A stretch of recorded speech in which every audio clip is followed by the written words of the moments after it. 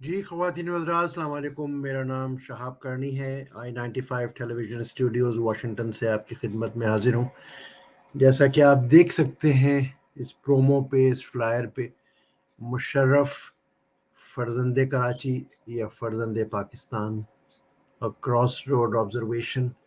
حال ہی میں جنرل پرویز مشرف صاحب کا انتقال ہوا دبئی میں، اس کے بعد ان کو پاکستان لایا گیا اور ان کو وہاں پر دفنایا گیا۔ تو اس کے بعد سے کافی چیزیں، کافی ڈسکشن جو ہے وہ ہمیں میڈیا میں نظر آتا ہے، کمیونٹی کے اندر نظر آتا ہے۔ ریسنٹلی کچھ چیزیں جو ہیں ہمیں دیکھنے میں آ رہی ہیں کہ جو کراچی کے کچھ مخصوص گروپ ہے، لوگ ہیں، ان کے لیے وہ مختلف شہروں میں لمیٹڈ ان تعزیتی اجلاس جو ہے وہ منعقد کر رہے ہیں اور ان کو ٹریبیوٹ پیش کر رہے ہیں۔ تو اس حوالے سے میں نے سوچا کہ ایک کراس روڈ آبزرویشن جو ہے وہ تھوڑا سا بتایا جائے تاریخی پس منظر میں کہ جنرل مشرف کی شخصیت کے دو پہلو ہیں۔ پہلا پہلو ہم ڈسکس کرتے ہیں فرزند کراچی کی حیثیت سے۔ جنرل مشرف کے والدین جو ہیں وہ ظاہر ہے کہ ہندوستان سے مائیگریٹ کر کے آئے تھے۔ ان کے والد مرحوم فورن سروسز میں اکاؤنٹنگ سروسز کے جو سب سیکشن ہوتا ہے اس میں ایک آفیسر تھے، اور انہوں نے خدمات دی مختلف ملکوں میں، ٹرکی میں بھی رہے۔ ان کے والد اور جنرل مشرف اور ان کے بھائیوں کی جو تھوڑی سی تربیت ہے ینگ ایج میں وہ ٹرکی میں ہوئی۔ والدہ ان کی جو ہے وہ بھی گورنمنٹ سروس سے منسلک تھی۔ میں یعنی کہنے کا مطلب یہ ہے کہ مڈل کلاس گھرانہ جو انڈیا سے مائیگریٹ کر کے آیا تھا۔ تین بیٹے، یعنی جنرل مشرف کے بڑے بھائی جاوید مشرف جو سول سروسز میں آئے اور اس کے بعد وہ اٹلی چلے گئے، اور افاد جو ایگریکلچر ورلڈ بینک کا سبسیڈیری ادارہ ہے وہاں سے وہ ریٹائر ہوئے۔ پرویز مشرف جو ہے وہ درمیان میں ان کے بیٹے دوسرے نمبر پہ۔ تیسرے جو نوید مشرف ہیں وہ شکاگو میں میڈیکل ڈاکٹر ہیں، میڈیکل پریکٹس کرتے ہیں۔ تو ایک مڈل کلاس گھرانہ جنہوں نے کراچی کے اسکولوں میں تعلیم پائی۔ شروع میں بڑے مشہور ہے جنرل مشرف کا کہ سینٹ پیٹرک کراچی میں تعلیم پائی، اور ظاہر ہے کہ اس گھرانے کا کراچی سے خاص تعلق ہے، تو سمجھ میں آتا ہے کراچی کا ان کا رخ، اور کراچی کے کچھ لوگوں کے لیے ان کی محبت جو ہے وہ اس حوالے سے بھی ہے کیونکہ ایک مڈل کلاس مہاجر فیملی جو آ کے آباد ہوئی، اور اس کے بعد انہوں نے مختلف شعبوں میں رائز کیا۔ اور اس کے بعد تاریخ کا ایک عجیب واقعہ ہوتا ہے کہ جنرل مشرف جو rank and file star officer سے ترقی کرتے کرتے چیف آف اسٹاف بنے تھے، انہوں نے ٹیک اوور کر لیا 99 میں، اور نواز شریف جو ہے اس وقت وزیر اعظم تھے، ان کو ٹیک اوور کرنے کے بعد تقریباً 9 سال یا اس سے اوپر جو ہے ایک سول پروپرائٹر کہہ لیں، مطلق العنان شخصیت کی حیثیت سے پاکستان کو رول کیا۔ ایک تاریخ کا حوالہ یہ بھی ہے مہاجر اور کراچی آئٹ ہونے کے علاوہ کہ جس طریقے سے انہوں نے اقتدار سنبھالا وہ ہم تاریخ پہ چھوڑ دیتے ہیں۔ آج کی جو گفتگو ہے وہ ایک مرحوم کی حیثیت سے ان کے جو ان کی زندگی کے دو مختلف پہلو ہیں اس کے ڈسکشن کے لیے ہے، تو I will not be very unkind اور ہارش ٹورڈز دیٹ کمنٹری۔ تاریخ جو ہے وہ اپنا تعین کرے گی ان کے ایکشنز کو۔ تو اس کے بعد جو وہ مطلق العنان بنے سربراہ، وہ پورے پاکستان کے بنے۔ تو فرزند کراچی سے ٹرانسفارمیشن ہوتی ہے فرزند پاکستان کی، کہ انہوں نے پورے پاکستان پہ رول کیا۔ سیاست کے اندر جو ہے انہوں نے چیس بورڈ کے اوپر جو بھی چیز ہے وہ تاریخ کا حصہ ہیں۔ اس کے بعد واقعات ہو جاتے ہیں جہاں وہ امریکن کولیبریشن میں چلے جاتے ہیں، ان کے بہت سے ایکشنز جو ہیں وہ بھی اس پہ بھی مختلف آرا ہیں۔ کمنگ بیک ٹو کراچی، ہمارے سمجھ میں آتا ہے کہ کراچی کی لیڈرشپ وہ پچھلے کوئی تقریباً 40 سال سے الطاف حسین صاحب کے پاس، الطاف حسین صاحب کے لیے محبت لوگوں کی ہے۔ گراؤنڈ کے اوپر آج بھی ہے، ہم دیکھتے ہیں کہ ووٹ بینک جو ہے ووٹر ٹرن آؤٹ وہاں پر 10 سے 15% ہوتا ہے، یعنی کہ ووٹر نہیں نکلتا۔ تو چے جائے کہ الطاف حسین صاحب لندن میں ایگزائل میں ہیں، لیکن ابھی بھی he is the voice. General Aslam Beg جو بھی مہاجر تھے، اعظم گڑھ کے مہاجر تھے، چیف آف اسٹاف بنے، ان کی بھی بڑی خواہش تھی، انہوں نے سیاسی جماعت بنائی تھی لیکن وہ زیادہ آگے نہیں جا سکی کہ کراچی کے ووٹ بینک کو لیوریج کریں، اور مائنس الطاف حسین وہ لیڈ کر سکے کراچی کو لیوریج کرتے ہوئے، بینگ اے مہاجر فرام انڈیا۔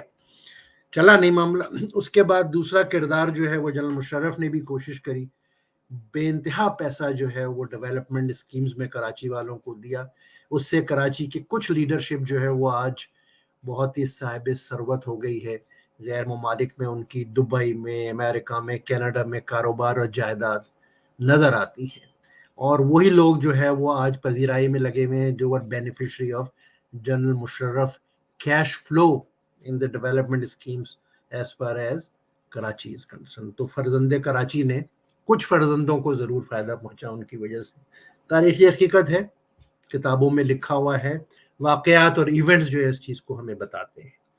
تو کہنے کا مطلب یہ ہے کہ یہی جنرل مشرف جو ہے آن ریکارڈ ہے، ایک موقع پہ انہوں نے یہ کہا کہ اگر مجھے الطاف حسین جیسا غدار مل جائے میں اس کی کنپٹی پہ پستول رکھ کے اس کو شوٹ کر دوں گا۔ وہ بھی فرزند کراچی، میں کسی کی سائیڈ نہیں لے رہا، ایک فرزند کراچی ان کو شوٹ کرنے کی بات کر رہا ہے، ایک فرزند کراچی جو ہے یا مہاجر جنرل اسلم بیگ نے ٹیک اوور کرنے کی کوشش کی، مہاجروں کی لیڈرشپ فیل ہو گئے، مشرف نے کوشش کری، مکے دکھائے، فیل ہو گئے۔ ہاں کیش فلو ضرور کریٹ کیا اور کچھ لوگوں نے اس سے فائدے اٹھائے، تاریخی حقیقت ہے، میں ناموں میں کیا جاؤں۔ تو اب دوسرا جو ہے فرزند پاکستان کی بات، جیسے میں نے عرض کیا کہ جو بہت سے ایونٹس ہیں، جو ان کے ایکشنز ہیں، وہ اس چیز کو ڈٹرمن کریں گے کہ ان دونوں میں کتنی مماثلت ہے، اور وہ کیا فرزند کراچی تھے، فرزند پاکستان تھے، کیا انہوں نے جو بھی ایکشنز لیے پاکستان کی بھلائی کے لیے۔ کہا جاتا ہے کہ ہی واز اے ریفارمر، میں جنرل مشرف کی بات کر رہا ہوں، اور انہوں نے ڈیولپمنٹ کے لیے پاکستان میں بڑے بڑے انیشیٹوز لانچ کیے۔ ان انیشیٹوز میں ایک گجرات کے چودھریز بھی تھے، جو کہتے ہیں پرویز الہی صاحب آن ریکارڈ ہیں کہ ہم 10 دفعہ بھی جنرل مشرف کو الیکٹ کرنا پڑا ہمیں، تو but they were also beneficiary of general Musharraf. تو جنرل مشرف نے کمپرومائزز کیے سیاست کے اندر، اپنے آپ کو، اپنے پاور کو ایکسٹینڈ کرنے کے لیے، سسٹین کرنے کے لیے انہوں نے ہر وہ کمپرومائز کیا، چاہے وہ چودھری آف گجرات میں تھا، پنجاب کے سیاستدانوں کے ساتھ تھا، بلوچستان میں تھا، اور کراچی کے کچھ لوگوں کے ساتھ تھا۔ ہی ڈیڈ کمپرومائزڈ، اور تاکہ ان کا جو اقتدار ہے وہ ایکسٹینڈ ہو سکے۔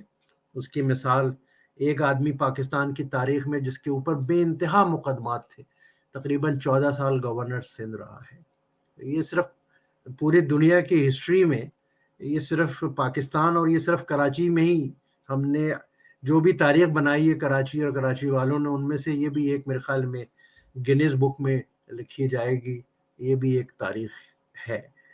تو بس مجھے یہی کہنا تھا کہ ہم تاریخ کو مسخ نہ کریں، کہ کیونکہ ہم ان کے بینیفیشری رہے ہیں، ہم تاریخ کو اسی پرسپیکٹیو میں دیکھیں لانگ ٹرم میں، کیونکہ تاریخ نہ میں بنا رہا ہوں نہ آپ میں سے کچھ لوگ بنا رہے ہیں، تاریخ دان کا کام ہے لکھنا، اور تاریخ کے جو حقائق ہوتے ہیں وہ بڑے تلخ ہوتے ہیں۔ تو ہم اسی میزان کے اوپر شخصیت کو دیکھیں، اور بجائے ہم شخصیت سازی اور شخصیات کو پوجا کرنے کے، تاکہ کیونکہ ان کی ذات سے آپ لوگوں کو فائدہ پہنچا ہے، اس چیز کو ہمیں تھوڑا سا فیئر ہونا چاہیے، ورنہ پھر ہمارا ضمیر جو ہے مطمئن نہیں ہوگا۔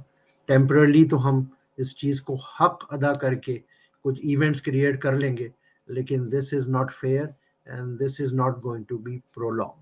جہاں تک مہاجروں کی بات ہے، ایک بڑی تلخ حقیقت ہے، میرے والدین کا تعلق بھی ہندوستان سے مائیگریٹ کرنے والوں میں سے ہے، لیکن ایک بات جب میں کرتا ہوں تو ہمارے لوگوں کو بہت بری لگتی ہے کہ یہی ان میں سے کچھ مہاجروں کی فیملیز ہیں جنہوں نے کلیمز کے نام کے اوپر ہندوؤں کی چھوڑی ہوئی فیکٹریاں، زمینیں، ایگریکلچر لینڈ ان سندھ، گھر، ان پہ ناجائز کلیمز داخل کر کے ان کو ہتھیایا، اور وہ راتوں رات فارچون بلڈر بن گئے، اور جو مڈل کلاس اور لوور مڈل کلاس کے مہاجرین تھے وہ ملٹی ملینئر بن گئے کراچی میں آنے کے بعد، اس 1947 کے انقلاب کے بعد۔ ان کی آج چوتھی اور پانچویں جنریشن ایکٹیو نظر آتی ہے کراچی میں یا کراچی سے باہر، کراچی اور مہاجروں کے نام کے اوپر۔ تو میں صرف یہی کہہ سکتا ہوں کہ ان لوگوں کے اوپر، ان کے ایکشنز کے اوپر ہم بہت شرمندہ ہیں، اور اس شرمندگی کو ہم ایڈمٹ کرنا چاہتے ہیں، اور اس شرمندگی کو اگر ہم ایڈمٹ نہیں کریں گے ہم آگے نہیں بڑھ سکتے، چاہے وہ کراچی کا انٹرسٹ ہو، مہاجروں کا انٹرسٹ ہو، پاکستان کا انٹرسٹ ہو، اور یہ اوور آل پاکستانیوں پہ بھی لاگو ہوتا ہے کہ unless we admit our mistakes we cannot move forward۔ تو اچھی آگے بڑھنے کے لیے اچھی قوم کو ضروری ہے کہ وہ اپنی غلطیوں کو تسلیم کریں، اپنی بیماریوں کا تشخص کریں، اور اس کے بعد کیور کر کے وے فارورڈ اور آگے کا راستہ چنیں۔ آج کی شام مجھے اتنا ہی کہنا تھا۔ میری باتیں اگر کچھ لوگوں کو تلخ سنائی دیں گی یا سمجھ میں آئیں گی تو میں ایڈوانس میں معذرت خواہ ہوں، لیکن تاریخ جیسے میں نے عرض کیا بہت تلخ ہوتی ہے۔ اپنا بہت خیال رکھیے گا۔ Thank you.